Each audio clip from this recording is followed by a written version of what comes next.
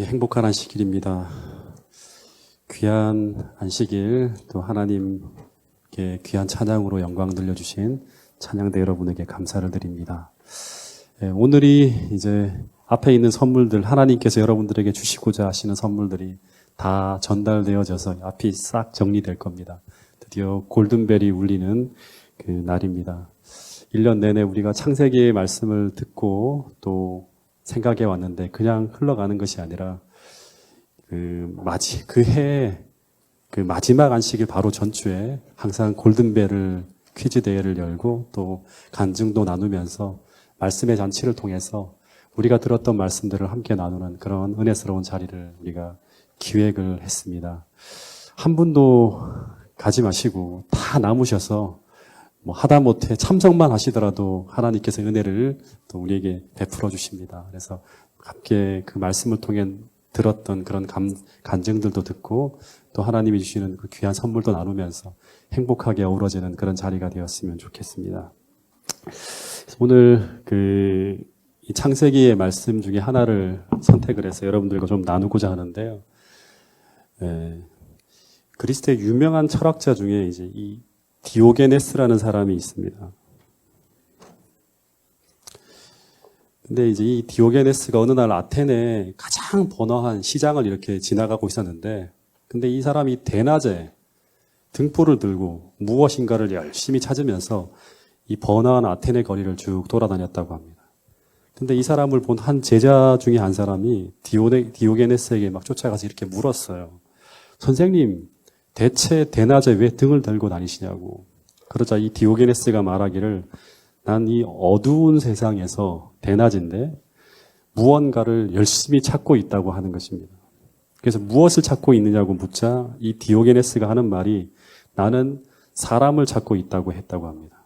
그래서 이 제자가 하는 말이 아니 선생님, 이곳은 가장 많은 사람들이 다니고 있는 시장인데 근데 사람을 찾고 계신다니 무슨 말이냐고 했다고 합니다. 그러자 이 디오게네스가 하는 말이 그냥 사람이 아니라 나는 참 사람을 찾고 있다고 말했다고 합니다.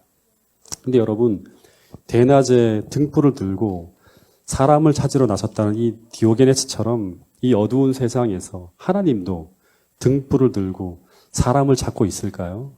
네, 하나님도 6,000년 동안 세상 이곳저곳을 등불을 들고 다니시면서 사람을 찾고 있다고 합니다. 근데 하나님께서 찾고 계시는 그 사람이 어떤 사람일까요? 이 말씀을 같이 한번 읽어보겠습니다. 예레미야 5장 1절 말씀입니다. 시작.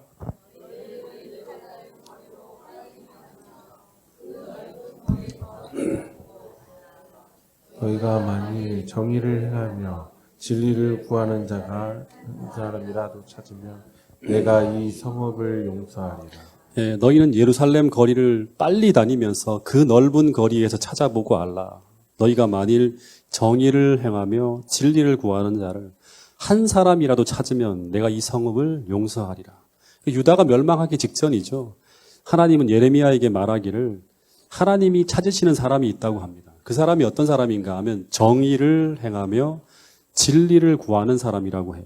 다시 말해서 진리를 논하기만 하고 정의를 말하기만 하는 사람이 아니라 그런 사람들은 당시 아테네 시장을 돌아다니는 사람들처럼 유다에도 당시 그 멸망해가는 유다에도 엄청나게 많았어요. 정의를 말하기만 하고 진리에 대해서 이야기만 하는 그런 사람들이 엄청나게 많았죠.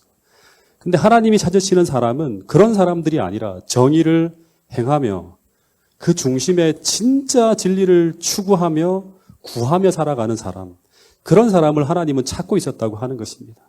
근데 주님께서 말씀하시기를 세상에 그런 사람을 단 한 사람만 찾을 수 있다면 그러면 세상이 어떻게 변해간다 하더라도 하나님은 세상을 구하기 위한 희망을 버리지 않을 것이라고 하는 거예요. 심지어 그 한 사람 때문에 성읍을 구하고 그 한 사람을 통하여 성읍 전체를 용서하실 수 있는 그런 일이 벌어질 수도 있다고 하는 것입니다.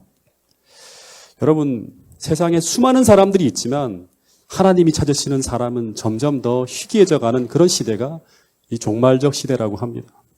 세상의 위기는 사람의 결핍이에요. 사람이 없다고 하는 거예요. 즉 인물의 결핍이라고까지 엘렌 화이트는 이야기하고 있습니다. 다시 말해서 세상에 정말 사람이 많은데 재림교회 안에도 정말 사람들이 정말 많은데 근데 하나님께서 쓸 사람이 그렇게 많지 않다고 하는 것입니다. 세상에 꼭 필요한 사람이자 그 사람이 존재함으로 수많은 사람들이 용기와 희망을 가질 수 있는 사람, 하늘의 빛의 통로이자 하늘의 축복의 통로로서 역할을 할 수 있는 사람, 그 한 사람을 통해서 허무한 세상에서 인생의 살아갈 의미를 발견할 수 있는 사람, 그런 깨끗하고 진실하고 정직하고 하나님의 참 사랑을 소유한 그런 참 사람을 하나님은 이 사람의 홍수 속에서 등불을 들고 다니며 찾고 있다고 성경은 이야기하고 있습니다. 여러분, 오늘 하나님이 찾고 찾으시는 그 한 사람이 오늘 여러분과 저가 될 수 있기를 간절히 바랍니다.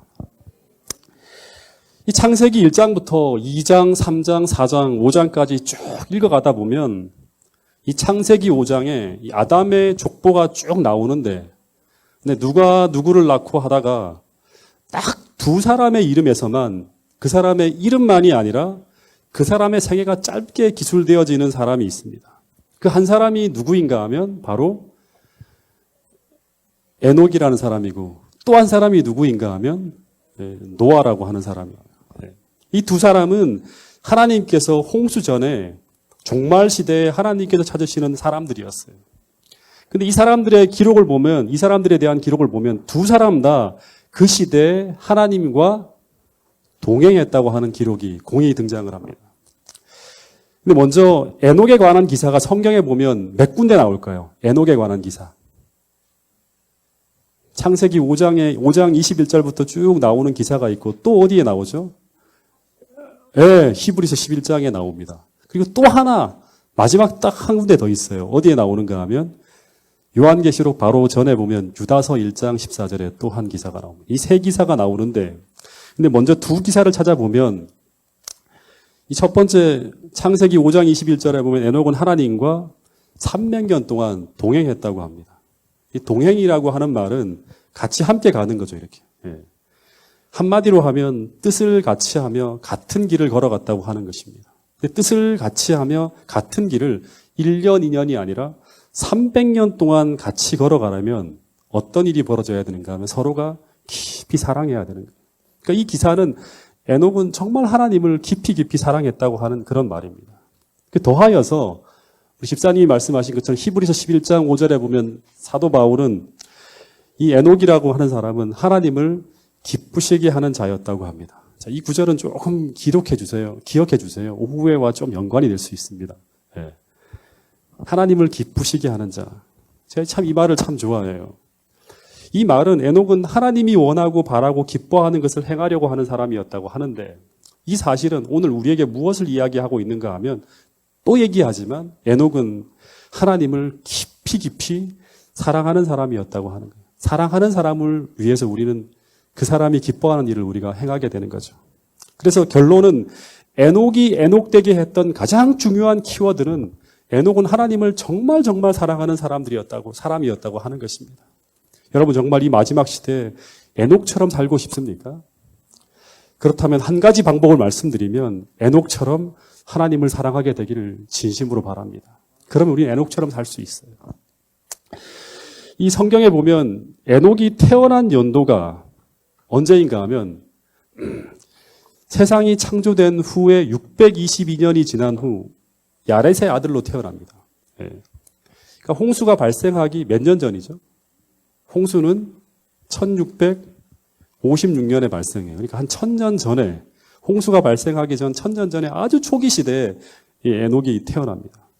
에녹이 태어날 당시를 잠깐 배경을 설명해 드리면, 아직 아담 할아버지도 살아 계셔요. 622살. 그죠? 창조 연동하고 아담의 나이와 똑같아요. 그리고 두 번째 사람인 제2대조인 셋은 490살, 에노스는 387살, 게나는 297살, 마할랄렐은 270살, 에녹의 아버지인 야렛은 162살입니다. 근데 그리고 에녹까지 모든 사람들이 하나도 죽지 않고 모두 다 함께 살아가는 그런 시대였어요. 사고가 나지 않으면 안 죽어요. 다 그대로 살아가고 있는 그런 시대였어요. 그리고 집 밖으로 조금만 나가면 이 출입은 제한되어져 있지만 에덴 동산이 바로 눈앞에 보여요, 이렇게. 그리고 매일매일 에덴 동산 출입구에 가면 뭐를 볼 수 있는가 하면 구름 천사를 볼 수 있고 하나님의 임재의 영광을 상징하는 불칼을 볼 수 있었고, 그리고 아담을 위시해서 모든 신앙인들이 매주 에덴 동산 출입구로 나가서, 그게 제단이거든요. 예배를 드리던 그런 시대가 에녹 당시 이제 에녹이 살던 그런 시대였어요. 그래서 우리가 생각할 때 당시 세상은 거의 모든 사람이 하나님을 인정하는 대광명의 시대가 바로 에녹이 살던 그런 시대였고, 그리고 그런 좋은 분위기와 좋은 환경 속에서 에녹이라는 영적 거물이 탄생했을 것이라고 생각을 하는데 실제 당시 세상은 그렇지 않았다고 합니다.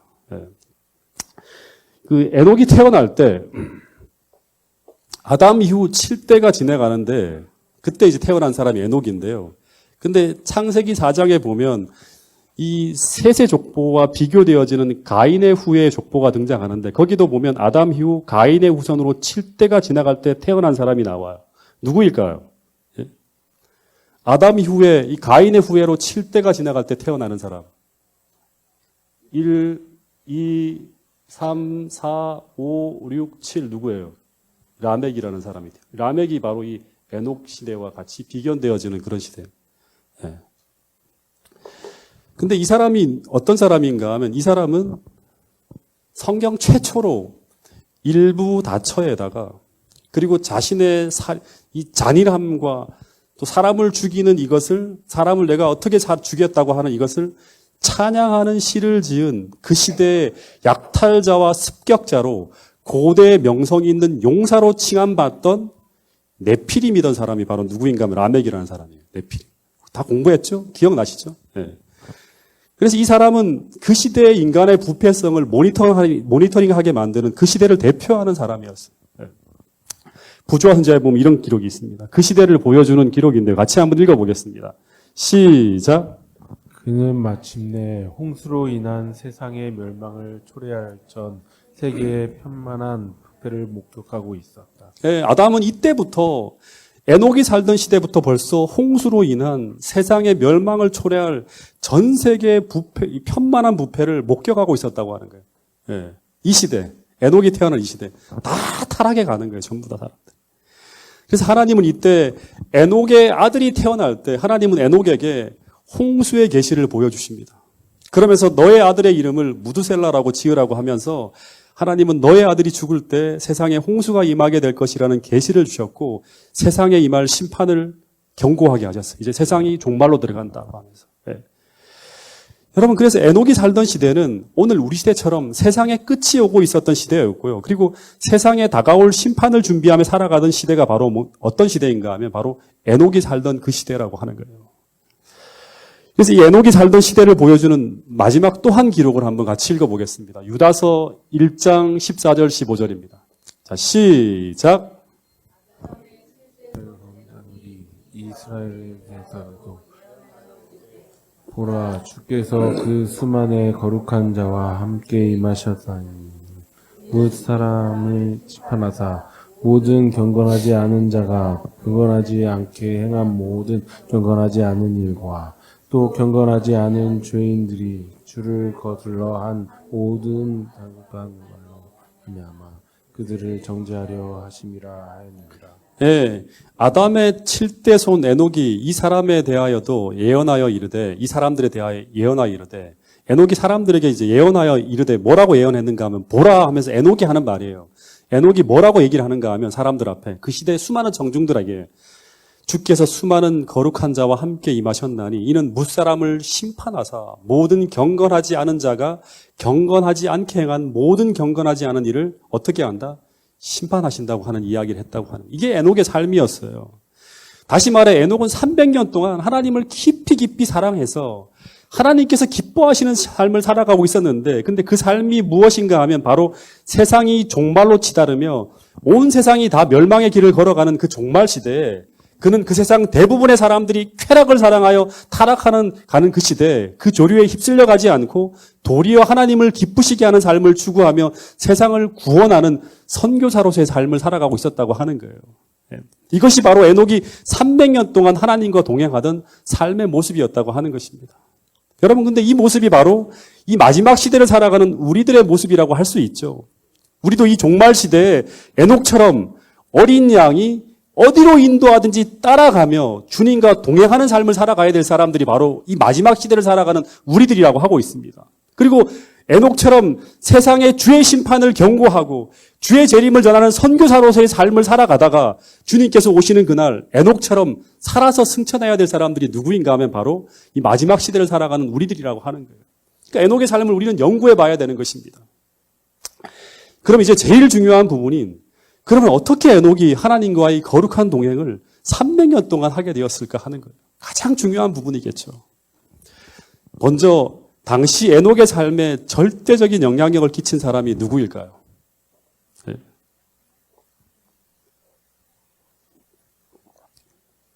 그 시대에 예수님 같은 사람이 있었어요. 누굴까요?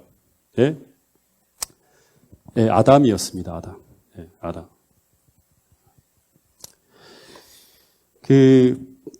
에녹이 태어날 때 아담의 나이가 622살이었어요. 622세였는데 이 아담은 무드셀라가 태어나는 걸 봤어요. 에녹의 아들이. 그리고 에녹이 하나님과 동행하는 삶을 다 목격합니다. 그러다가 아담이 930세에 사망하기 때문에 에녹은 318년 동안 아담과 함께 살아가요. 그러다가 아담이 사망한 후에 한 47년을 더 살다가 하늘로 승천한 사람이 바로 에녹이에요. 그러니까 아담과 에녹은 거의 평생 함께 살아갔던 사람이에요. 근데 이 평생 아담과 함께 살던 당시 사람들에게 이 에녹에게 아담이 어떤 존재였는가 하면 이 아담은 홍수전 시대 사람들에게 어떻게 보면 예수님 같은 존재가 바로 이 아담이었다고 합니다. 오늘 우리가 성경을 읽으면서 성경을 배워나가는 것처럼 당시 사람들은 하나님에 대한 모든 이야기를 아담을 통해 들었다고 합니다. 아담을 통해서. 왜냐하면 아담은 그 시대에 그 누구도 범접할 수 없는 거의 모든 것을 다 하는 가장 위대한 영적 지도자가 누구였는가 하면 아담이었어요. 하나님에 대해서뿐만 아니라 세상의 기원에 대해서 사람들이 물으면 다 대답해 줄 수 있었어요. 그리고 세상이 돌아가는 모든 원리에 대해서 그는 하나님께 직접 배운 사람이에요. 이 세상이 어떻게 돌아가고 만물이 어떻게 유지되고 하는 것들을 하나님을 통해서 다 배운 사람이 바로 누구인가 하면 완벽한 지식을 가지고 있는 사람이 누구인가 하면 바로 아담이었어요. 모든 것을 대답해 줄 수 있었고 실제 거의 모든 것을 완벽하게 기억하고 아는 사람이 바로 아담이었다고 부조화 선자에 보면 기록되어져 있습니다. 그뿐만 아니라 그는 죄 없는 세상에서 살다 온 유일한 사람이에요. 그리고 인류 역사상 유일무이하게 가림장치 없이 죄 없는 상태에서 하나님과 직접 교제하면서 하나님을 가장 밝은 눈으로 직접 보고 교제했던 사람이 누구인가 하면 아담이었어요. 그래서 하나님이 어떤 분인지 하나님과 교제하는 것이 어떤 것인지 직접 경험으로 알고 있는 유일한 사람이 바로 누구인가 하면 바로 아담이었다고 하는 거예요. 그래서 아담은 하나님에 대해서 가장 온전한 지식을 가지고 있었던 유일한 사람이 바로 아담이었어요. 오늘날 엘렌 화이트나 그 사도 바울이나 심지어 모세조차도 비교할 수 없을 만큼 훨씬 더 밝은 빛을 가지고 있었던 사람이 당시에 아담이었다고 하는 것입니다. 제가 작년에 그랜드 캐년을 갔다 왔는데 저는 이 그랜드 캐년을 가기 전에 사진으로 수도 없이 보고요. 이 창조과학에 대해서 관심이 많았기 때문에 책을 통해서 이 그랜드 캐년에 대해서 수도 없이 읽어봐서 머릿속으로는 이 그랜드 캐년이 어떤 곳일지 다 그려서 사람들에게 설명도 할 수 있는 그런 사람이었어요. 근데 제가 직접 가서 그것을 보는 순간 제가 상상하고 머릿속에 그리고 생각했던 것과는 너무나 많이 달랐어요. 네. 여러분 우리가 아무리 책을 보고 상상하고 그려보고 해도 직접 보고 경험한 사람이 훨씬 더 정확한 지식을 가지고 있는 그런 사람이에요. 네. 여러분 근데 아담은 잃어버린 낙원에서 직접 살다 온 사람이에요. 하나님을 직접 만나서 경험으로 하나님을 직접 대화해서 같이 겪었던 사람이에요. 그래서 아담이 살아있다고 하는 것은 아직 세상에 빛이 있다는 의미였다고 하는 거예요. 그래서 이런 글이 있습니다. 여기도 보면 아담이 생존해 있는 동안에는 아담이 그들 가운데 있는 동안에는 하나님의 최고의 존재와 최고의 권위, 그분의 율법에 순종할 의무 등은 좀처럼 문제시되지 않는 진리였다고 하는 거예요. 비록 순종은 못하더라도 부정할 수는 없었다고 하는 거예요. 뭔가 얘기가 나오면 아담이 딱 얘기를 하면 그것이 딱 논박이 되는 거예요. 아담이 탁탁 얘기를 하면 내가 다 보고 왔는데 하면서 완벽한 지식을 가지고 그들을 설득할 수 있었어요. 다들 조심은 하고 살았다고 하는 것이죠. 근데 그런 아담이 에녹이 살던 시대에 죽었다고 하는 거예요. 지구가 창조된 후 930년이죠. 아담이 죽었고요. 이것이 얼마나 큰 충격이었을까요? 예. 어떻게 보면 이 아담의 부재는 세상에 완전히 어둠이 찾아온 거예요. 예. 그들이 언제나 물을 수 있고 언제나 그들 앞에 이 세상 전에 대한 지식을 계속 전달해 주던 아담이 사라진 거예요. 그래서 아담이 죽는 것을 처음 본 사람들은 이런 생각을 했다고 합니다.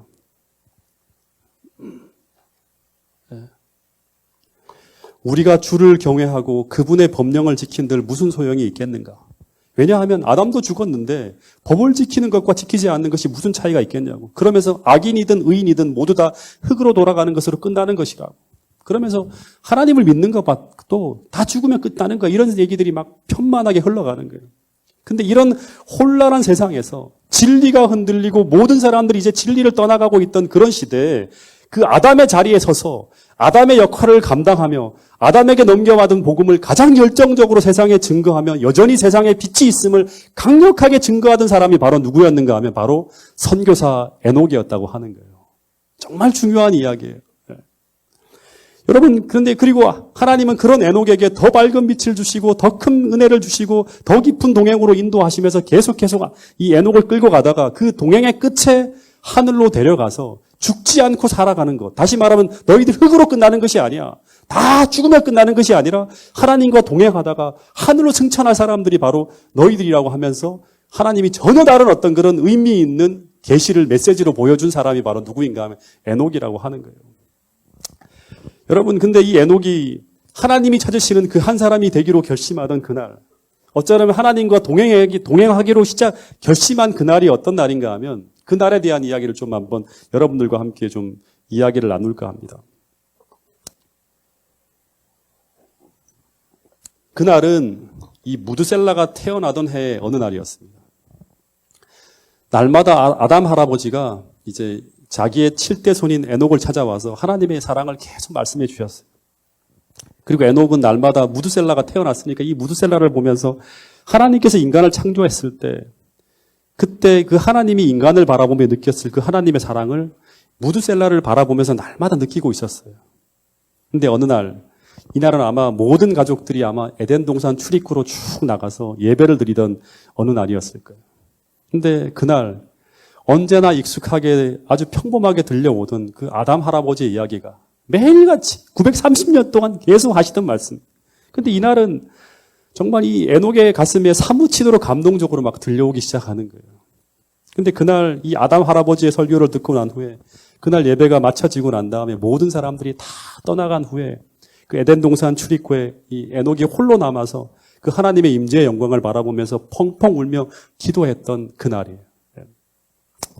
여러분, 근데 오늘 만약 우리에게도 언제나 익숙하고 평범하게 들려오던 그 하나님의 말씀이 다르게 들려올 때가 있다면, 만약 그런 때가 찾아온다면 우리는 그때를 놓치지 말아야 한다고 하는 것입니다. 그때는 어쩌면 우리가 에녹처럼 하나님과 동행을 시작할 절호의 기회가 찾아온 것인지 모르기 때문입니다. 그런 기회를 우리가 꼭 붙들어야 돼요. 그리고 난 후에 묵상하고 이 에녹처럼 또 기도하면서 하나님께서 나를 위해서 주시는 이 메시지를 마음에 담고 계속 동행하는 그 방향으로 나가야 되는 거예요. 근데 그날 그의 가슴 속에 사무치게 들려지기 시작했던 그 이야기가 무슨 이야기인가 하면 또 얘기하지만 아담이 930년 동안 살면서 밤낮 없이 후손들에게 전해주던 이야기예요. 잠시 5300년 전으로 돌아가서 에녹이 울며 듣던 그 예배 시간으로 잠시 한번 돌아가 보겠습니다. 이 아담이 에덴 동산 출입문 앞에서 어느 안식일 예배를 드리는데 그때 제사를 집례하던 아담 할아버지가 후손들에게 설교를 합니다. 제사를 지내기 전에. 언제나처럼 시작부터 막 눈물을 흘리기 시작하면서 이제 이야기를 시작하는 겁니다. 얘들아, 이 전부 부조화 선지자에 나와 있는 얘기를 제가 여러분들에게 이제 이 스토리를 만들어서 들려드리는 거예요. 얘들아, 내가 처음 태어나서 보았던 그 세상은 지금처럼 이렇게 망가지고 더럽혀지고 추악하게 변해버린 그런 세상이 아니었다고 하는 거예요. 그 세상은 정말 너무나 아름다운 세상이었다. 하나님께서 얼마나 우리를 사랑하셨는지 그곳에 만들어 놓으신 모든 것들이 그분의 사랑을 증거하고 있었다 하는 거예요. 세상이 처음 만들어질 때 모든 것들이 다 하나님의 사랑을 증거하고 있었다고 하는 거예요. 그런데 그런 세상을 잃어버린 것을 생각하면 지금도 마음이 너무나 아프다고. 그때 너희 할머니와 함께 즐기던 그 거룩하고 아름다운 그 행복들을 생각하면 우리가 지금 이 땅에서 즐기는 그 어떤 것들도 그 어떤 쾌락들도 그 에덴에서 우리가 누리던 것에 비하면 정말 아무것도 아니라고 하는 거예요. 예. 그러면서 또다시 창세기 3장에서 벌어졌던 그 이야기를 또 반복해서 이야기합니다.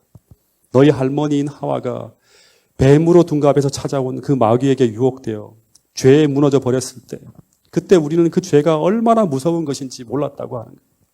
근데 죄를 짓고 나니까 모든 것이 너무나 무서워 보였고 모든 것이 추하고 수치스럽고 그렇게 사랑스럽던 아내가 미워지고 그러면서 나는 생각하기를 이제 하나님의 율법을 범한 결과로 죽게 될 것이라고 생각하고 공포에 떨고 있었다고 하는 거예요. 근데 그날 저녁 변함없이 하나님께서 찾아오셔서 나를 부르셨는데 그 나를 애타게 부르시는 그 소리는 이전과 다르게 너무나 슬펐다고 하는 거예요. 근데 그때 나는 이상하게도 내가 그렇게 사랑했던 그 하나님께서 나를 부르시고 있는 그 소리를 듣고 있는데도 하나님 저 여기 있습니다 하고 달려나갈 수 없었다고 하는 거예요. 왜냐하면 이전과 다르게 하나님이 너무나 무섭고 두려워서 숨어 있을 수밖에 없었다고 하는 것입니다. 근데 계속 하나님은 나를 찾으시며 아담아 아담아 어디 있느냐고 하며 나를 찾고 있었고 그러다 결국 하나님은 내가 숨어 있는 그곳까지 찾아오셨고 그리고 떨고 있는 우리를 바라보시며 이런 말씀을 하셨다고 하는 거예요. 아담아 하와야 두려워하지 말라고. 내가 너희를 결코 죽게 내버려 두지 않을 것이라고. 너희를 결코 잃어버리지 않을 것이라고. 그 수치스러운 악의 구렁텅이에 결코 그냥 내버려 두지 않을 것이라고 말씀하셨다고 하는 거예요. 그러면서 하시는 말씀이 얘들아 내가 너희를 살릴 계획을 가지고 왔다고 하시는데 그런데 그분의 목소리가 떨리고 있었다고 하는 것입니다. 그러면서 그 이야기를 듣는데 그 이야기가 너무나 충격적이었다고 하는 것입니다. 그 이야기에는 이것이었습니다.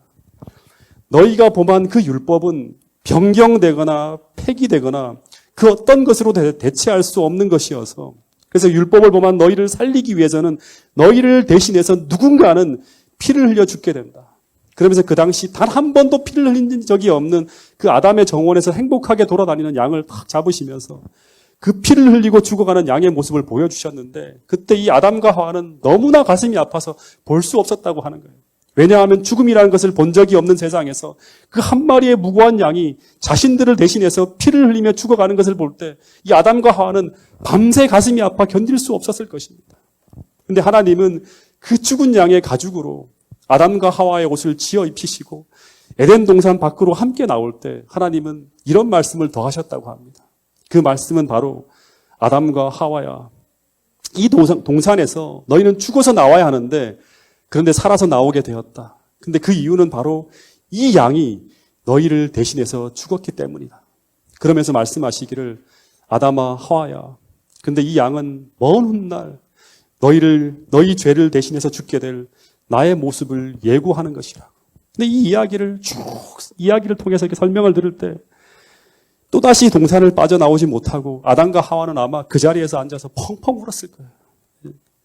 그리고 동시에 그들의 마음에 밀려오는 생각이 무엇인가 하면 이 생각이 무엇인가 하면 창세기 3장 15절에서 말하고 있는 우리를 속여서 죄에 빠지게 만든 이 마귀가 너무너무 미워지게 되었다고 하는 것입니다. 원수가 되게 만들었다고 하는 거예요. 마귀와. 그리고 두 번 다시 죄를 짓고 싶지 않은 마음이 들었다고 하는 거예요. 이게 창세기 3장 15절에 복음이 심기워지게 되는 마음들에게서 벌어지는 그러한 이야기들이라고 하는 것입니다. 여러분, 이 이야기를 셋, 에노스, 게난, 마할랄렐, 그리고 에녹, 무두셀라, 라멕에게까지 아담은 죽을 때까지 930년 동안 전했는데 근데 그 중에서 가장 크게 감동을 받은 사람이 누구인가 하면 에녹이었다고 하는 것입니다. 네. 부조화 선지자에 보면 이런 기록이 있습니다. 이 이야기는 에녹의 삶에 대해 정말 귀중한 빛을 주고 있는 말씀인데요. 같이 한번 읽어보겠습니다. 시작. 그리스도를 통한 하나님의 무한하고 측량할 수 없는 그 사랑이 밤낮 그의 명상의 주제가 되었다. 예, 에녹은 아담으로부터 타락의 어두운 이야기와 그 약속에 대한 이야기, 창세기 3장 15절의 이야기이죠. 이 이야기를 하나님의 은혜에 관한 위안을 주는 이야기를 계속 아담을 통해 배웠다고 하는 거예요.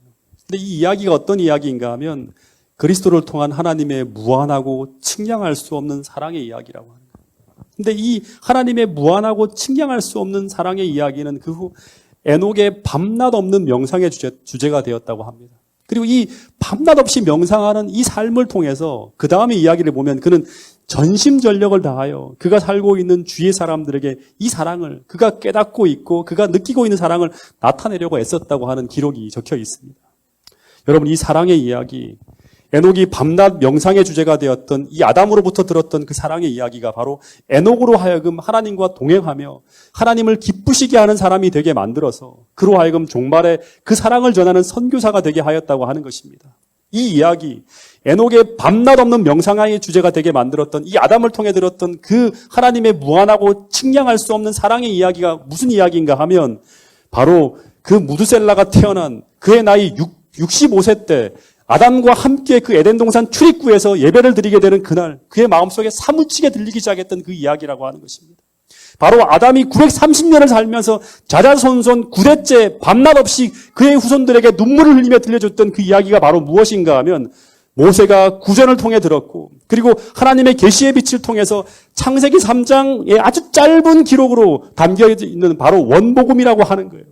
바로 여자의 후손이 우리를 살리기 위해서 우리를 대신해서 희생되어진다는 그 십자가의 복음 이야기가 바로 930년 동안 그의 후손들에게 전했던 그 이야기라고 하는 것입니다. 제가 침례를 받고 난 후에 당시 제게 신앙이라는 것은 이 땅에서 그냥 행복하게 살기 위한 작은 도구였지 그 이상의 의미가 없었습니다. 근데 어느 날 제가 어느 새벽 기도에 참석하게 되었는데 근데 그날 장로님께서 말씀을 주셨는데 그 설교가 이상하게 이전과 다르게 제 마음에 아주 깊이 담기기 시작했습니다. 근데 어떤 생각이 들었는가 하면 제가 침례를 받고 난 다음에 2년 때 되는 해였어요. 하나님이 나를 이토록 사랑하시는구나 하는 게 막 느껴지는 거예요. 그리고 신앙은 이렇게 해야 되는구나. 근데 나는 왜 이렇게 살고 있을까? 그러면서 이 예언의 빛을 깨달은 내가 이제 어떻게 살아가야 하는가 하는 걸 깊이 고민하며 기도하던 그때가 있었습니다. 마치 에녹이 무드셀라를 낳은 후에 설교가 다르게 들려오기 시작하는 것처럼 다른 관점으로 막 성경이 읽혀지기 시작하는 거예요. 그러면서 그때부터 제가 그 시골에서 제가 시도의 소망 이야기를 막 읽으면서 또 울고 또 회개하면서 얼마나 그 사랑 때문에 울었는지 거의 하루 종일 하루에 한 3번, 4번은 계속 울면서 지냈던 그런 그 시절이 있었습니다. 그때의 기억이 지금도 잊혀지지 않아요. 고추모를 막 심으면서 울고 하늘을 봐도 또 울고 밭을 개간하면서 돌을 치우면서 또 울고 그 십자가 사랑 때문에 또 울고 울면서 그 사랑에 감동되어 보냈던 그때 제 마음속에 담겨 있는 것들을 이제 한마디로 표현하면 그때 저는 그 무엇이라도 주님을 위해서라면 다 드리고 싶었고요. 그 어떤 힘든 것도 주님을 위해서라면 그때는 다 있을 것 같은 그런 어떤 마음이었어요. 주님을 위해서라면 그 어떤 것도 아깝지 않았고 그리고 제 도움이 필요되는 것은 그 어떤 것이라도 주저하지 않고 하려고 했었던 그 순수한 한 시절을 저는 뚜렷하게 기억합니다. 근데 제가 그 선함과 그 진실함이 저는 제 바탕이 그렇게 좋아서 그런 줄 알았는데 근데 그렇지 않고 시간이 지나고 난 후에 제가 알게 되었는데 그 힘은 바로 하나님께서 제게 보여주셨던 그 예수님의 십자가의 사랑 때문이었음을 저는 깨닫게 되었습니다. 왜냐하면 그 십자가에서 멀어지면 저는 영락없이 이기적인 인간으로 변하게 되는 것을 저는 알게 되었기 때문입니다. 여러분, 아담 때부터 지금까지 결국 하나님의 사람들은 창세기 3장 15절에서 결판이 납니다. 거기서 뱀의 후손과 여자의 후손, 하나님을 따르는 사람과 사단을 따르는 사람이 결판이 나는 거예요. 다시 말하면 결국 아담 때부터 지금까지 하나님의 사람들은 창세기 3장 15절에 시작된 이 십자가의 사랑에 빠진 사람인가 그렇지 않은가의 사람인가로 구분되어지는 거예요. 여러분, 그래서 그리스도의 사람들은 하나님께서 우리에게 보여주신 그 사랑 때문에 순종하고 그 사랑 때문에 선교하고 그 사랑 때문에 봉사하고 그 사랑 때문에 하나님을 기쁘시게 하는 자로 하나님과 동행하며 살아가게 된다고 성경은 이야기하고 있습니다. 여러분, 창세기 3장 15절에 이 십자가의 사랑에 빠진 사람이 아담에서 시작해서 에녹으로 그리고 창세기 6장의 노아로 계속 이어지면서 계속 등장합니다. 끊어지지 않고. 근데 이 노아도 똑같아요. 에녹처럼 하나님과 동행했다고 하고 그리고 그도 홍수전 사람을 구원하기 위해서 세상을 경고하면서 선교사로서의 삶을 살아가고 있었어요. 똑같아요. 에녹도 그랬고 노아도 그랬고. 그리고 노아도 하나님을 기쁘시게 하는 자가 되어서 그 어떤 힘든 일이라도, 그 어떤 불쾌한 일이라도, 그 어떤 조롱이 쏟아진다 하더라도 다 준행하고 다 순종하면서 하나님을 기쁘시게 하는 자로 살아가는 모습을 볼 수 있습니다. 근데 노아가 그렇게 살아가게 만든 이유가 무엇인가 하면 창세기 3장 15절에 그 십자가의 뜨거운 사랑이 창세기 6장 8절에서는 하나님의 은혜로 표현되어져서 노아에게 임하고 있는 것을 보게 됩니다. 그 은혜는 바로 뭔가 하면 그분의 죽음을 외면하고 그분의 사랑을 거절하여 죽어가는 그 수많은 인간들을 바라보시며 안타깝게 눈물을 흘리시는 그 하나님의 이 사랑의 눈물을 계속 이 노아는 보았다고 하는 것입니다. 그 사랑이 그로 하여금 그분이 더 이상 아파하지 않고 그분이 더 이상 슬퍼하지 않도록 하기 위해서 그로 하여금 구원의 방주를 짓기 위해서 평생 망치를 든 선교사로 살게 하는 것입니다. 당시 수많은 사람들이 조롱하고 수많은 사람들이 하지 않는 그 일을 그로 하여금 하게 만들었다고 하는 것입니다. 그리고 마지막으로 그 십자가의 사랑을 보면서 그 십자가의 자리에서 회개하고 거듭나서 이 마지막 시대 그 사랑의 하나님을 맞을 준비를 하라고 외치는 사람들이 등장하는데 그들이 바로 누구인가 하면 이 마지막 시대를 살아가는 우리들이라고 하는 것입니다. 여러분, 하나님은 세상 역사 초기에 찾았던 그 사람, 에녹과 노아를 찾으신 것처럼, 그리고 사도행전에서 바울을 찾으신 것처럼 오늘 동일하게 그런 십자가의 사랑에 빠진 사람을 오늘도 찾고 있다고 합니다. 그 사람들은 하나님의 말씀을 즐거워하여 주야로 묵상하고 그 말씀을 통해 하나님의 사랑을 깨닫고 날마다 회개하면서 나를 기쁘게 하는 삶이 아니라 어떻게 하면 하나님을 기쁘시게 하는 삶을 살아갈 수 있을까를 늘 고민하며 자기의 이기심과 싸우는 사람들이라고 하는 것입니다. 그 사람들이 오늘 저와 여러분들이 되실 수 있기를 간절히 바라겠습니다. 잠시 눈을 감고 기도하는 시간을 갖도록 하겠습니다. 여러분, 로마서 5장 5절에 보면 하나님의 성령께서 그 하나님의 사랑을 우리의 마음에 계속해서 부어주신다고 이야기하고 있습니다. 여러분, 이 시간 눈을 조용히 감고 성령을 통해서 그 5300년 전 에녹이 그 아담을 통해 가슴 사무치게 들었던 그 설교를 우리도 들을 수 있게 되기를 바라고 소망하며 주님께 기도할 수 있기를 바라겠습니다. 그래서 우리가 잃어버렸던 그 낙원이 어떤 곳인지, 그리고 우리가 잃어버린 기쁨과 행복이 무엇인지를 깨닫게 해달라고 이 시간 기도할 수 있기를 간절히 바라겠습니다. 그리고 다시금 우리의 마음에도 6000년 동안 하나님과 동행하던 모든 사람들의 가슴 속에 불타올랐던 그 그리스도의 십자가의 사랑을 다시금 우리의 마음에 부어달라고 기도할 수 있기를 바라겠습니다. 에녹이 보았고 아담이 보았고 노아가 보았고 바울이 보았던 그 사랑, 그들의 신앙을 정결하게 하고 순결하게 하여서 주님과 평생 동행하게 만들었던 그 사랑을 오늘 우리의 마음에도 부어달라고 다 함께 기도하는 이 시간 되기를 바라겠습니다.